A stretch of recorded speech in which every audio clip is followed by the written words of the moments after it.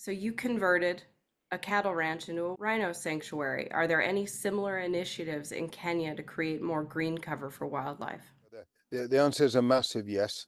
There's such an appetite for conservation. It's a form of land use now, both for private sector and for communities.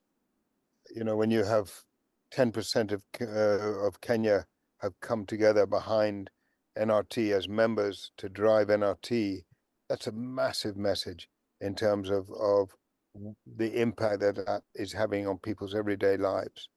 On the private sector, many of the historical cattle ranches, I would go as far as to say the majority of the historical cattle ranches within Laikipia are now all converting to conservation. It's a more lucrative form of land use. It's a more softer and kinder form of land use. They still have cattle. It can work together. So I'm seeing an extraordinary growth in terms of green space for conservation and the growth of the community sector as a real player.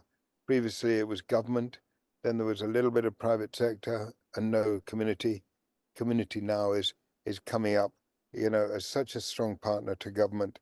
And that so many of these national parks are too small. Even Savo, it still needs the buffer zones of community land outside.